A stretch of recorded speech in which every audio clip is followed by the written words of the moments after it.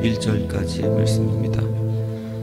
하나님 말씀은 로마서 12장 19절에서 21절까지의 말씀입니다. 제가 대신해서 받도록 봉독해 올리겠습니다.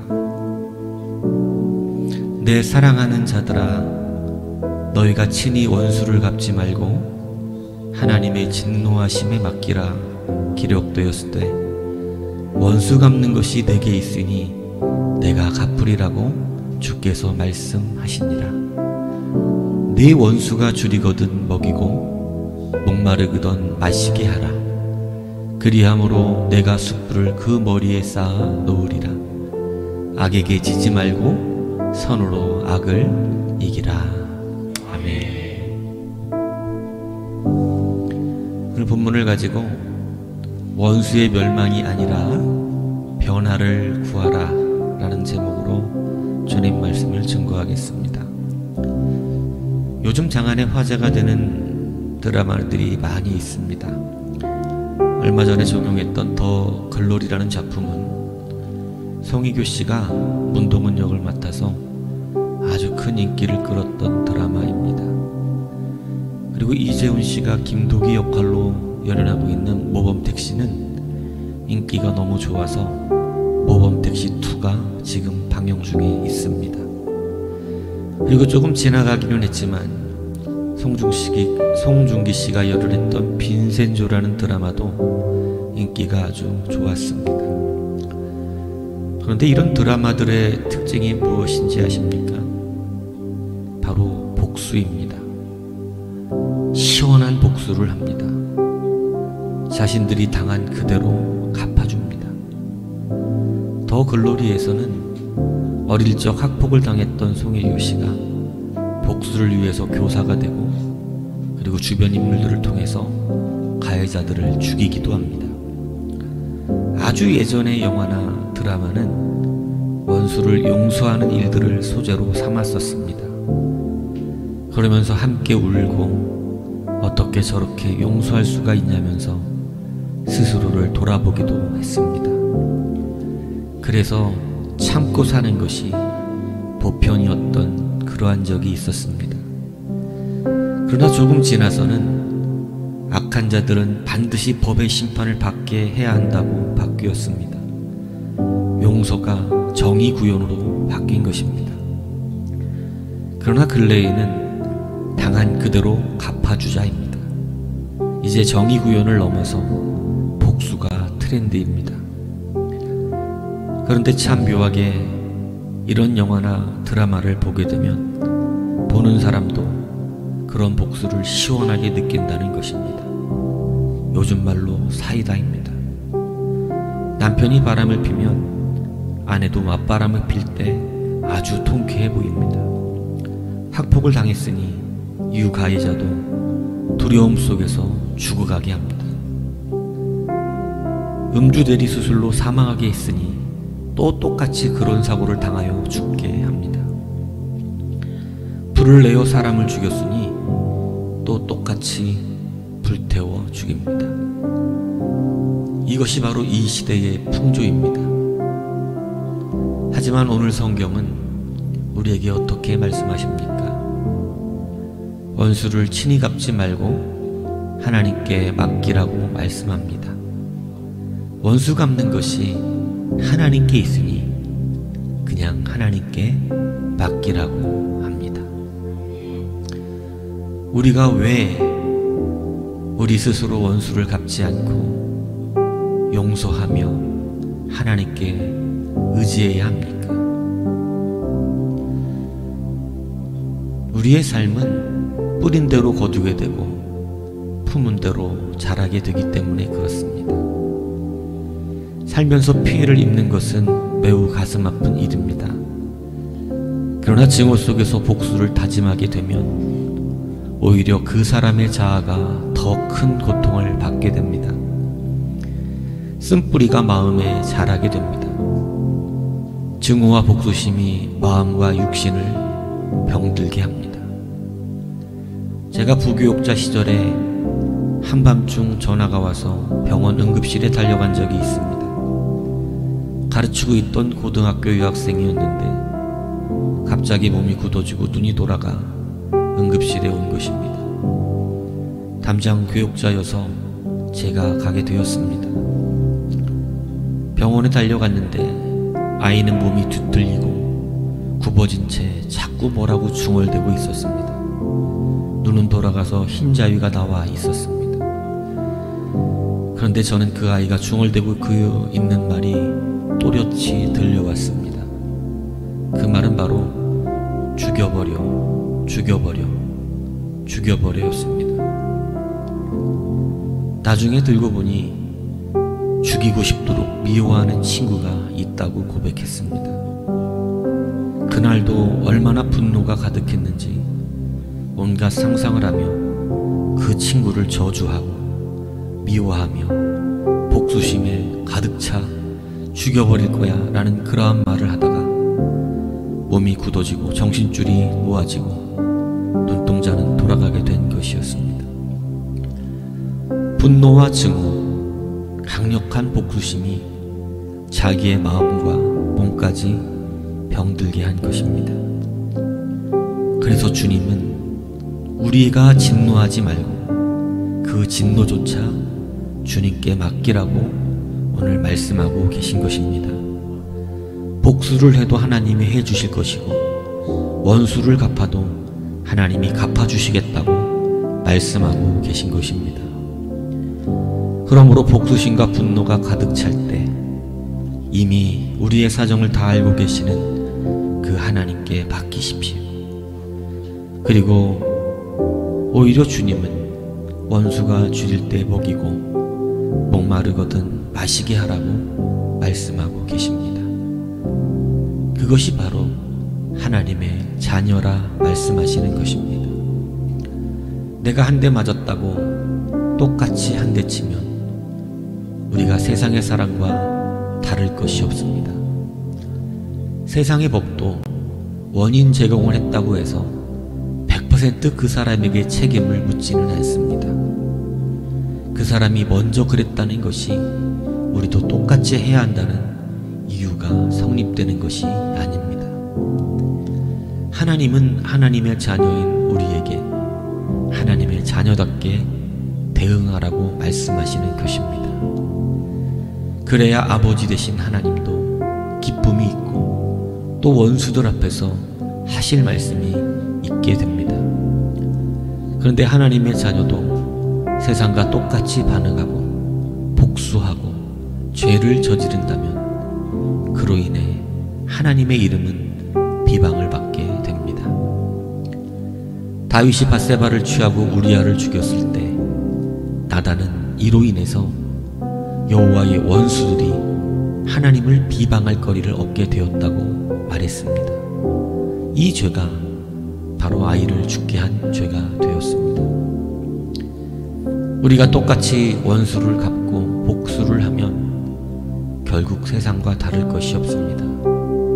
이로 인해서 하나님은 원수들에게 비방을 받게 되는 것입니다. 그러므로 하나님은 오히려 원수를 먹이고 입히고 그들에게 잘 대하면 그것 때문에 하나님은 기뻐하시고 하나님의 말씀의 당위성을 가지게 된다고 말씀하고 계신 것입니다. 그러므로 자기를 해치는 증오와 원망, 복수심에서 자유함을 누리십시오. 오히려 그들을 위해 기도하십시오. 이것이 하나님 앞에서 그들과 우리가 다른 하나님의 자녀라고 하는 귀한 은혜의 기준을 만드는 것이 됩니다. 두 번째, 우리는 왜 복수를 하지 말아야 합니까? 우리는 그 사람의 미래를 알 수 없다는 것입니다. 그 사람이 지금은 비록 악랄하고 사람들에게 못된 짓을 하는 사람이지만 이 사람의 미래를 우리는 속단할 수 없습니다. 이 사람이 끝까지 악한 자로 살면서 변하지 않고 그대로 죽을지 아니면 새 사람이 되어 다시 많은 사람들에게 유익을 주는 사람이 될지 우리는 알지 못하기 때문입니다. 사실 오늘 본문의 로마서를 기록한 사도 바울이 바로 그런 사람이었습니다. 그는 그리스도인들에게는 아주 아주 악랄한 사람이었습니다. 얼마나 그 악행이 유명했는지 다메섹에 살고 있었던 주의 제자인 아나니아도 사울의 소문을 듣고 사울이 교회에 얼마나 많은 해를 끼치는 사람이었냐고 주님께 말씀을 드리기도 했습니다.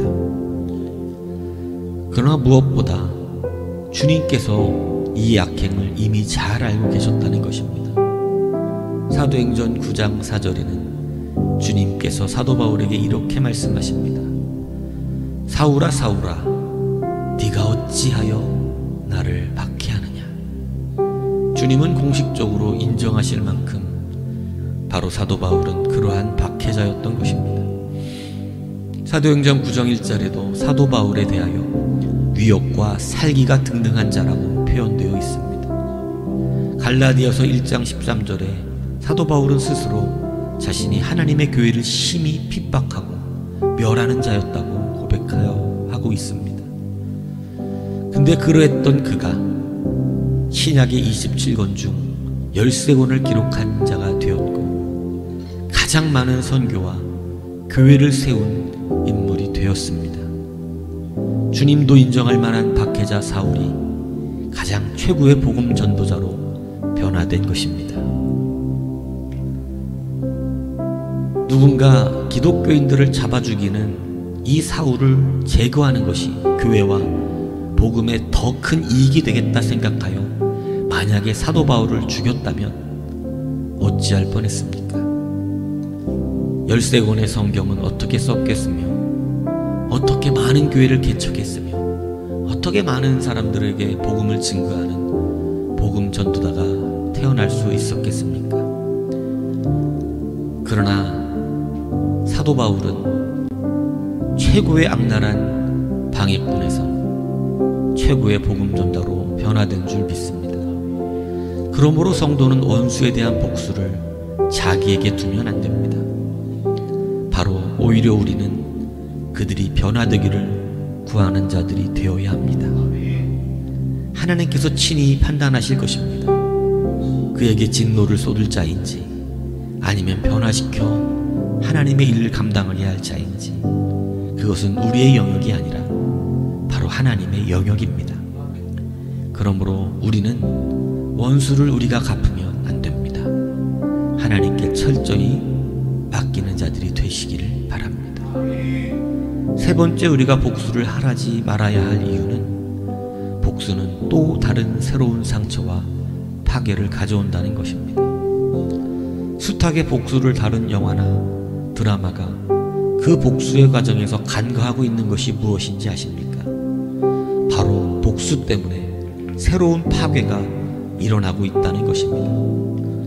우리는 시원하게 보고 있는 그 장면 때문에 다른 누군가가 새로운 상처를 받고 또 고통 가운데 들어가며 또 복수를 꿈꾸는 자가 된다는 것입니다.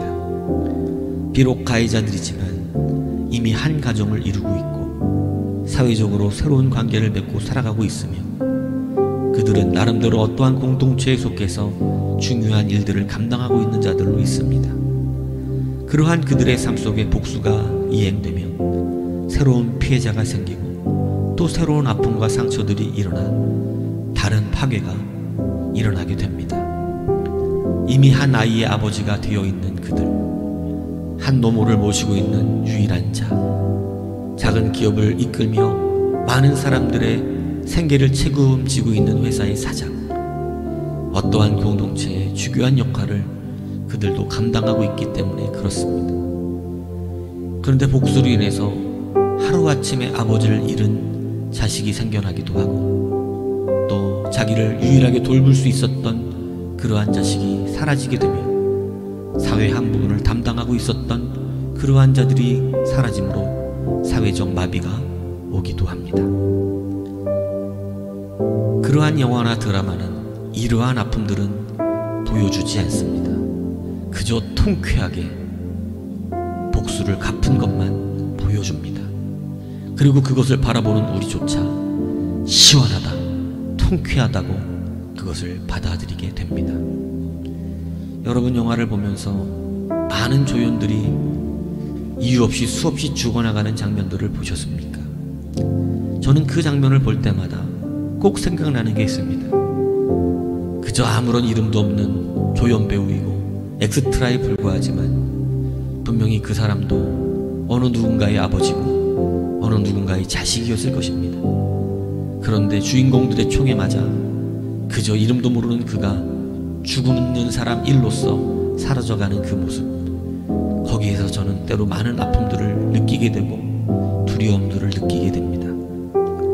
사랑하는 여러분, 이 시대의 풍조 앞에서 너무나 당연한 복수라고 시원하다고 생각하지 마십시오. 우리의 복수심과 아픔들이 다시 어떤 사람에게 상처를 주고 있음을 다시 한번 생각하시기 바랍니다. 아프더라도 하나님을 신뢰함으로 용서하십시오.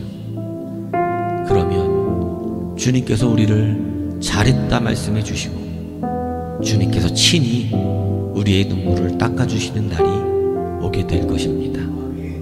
이 세상의 풍조를 따라 같이 멸망의 자녀로 나아가지 마십시오. 이제 원수의 멸망이 아니라 변화를 구하는 자들이 되십시오. 그것이 하나님이 기뻐하시는 일이며 생명을 주는 자이며 파괴자가 아니라 세우는 자가 되고 건설하는 자가 되는 성도의 길인 줄 믿습니다. 이제 원수를 다시 사랑하고 그들을 입히며 먹이는 주의 명령을 따라서 다시 한번 멸망이 아니라 변화를 구하는 그러한 교회 성도들로 살아가십시오.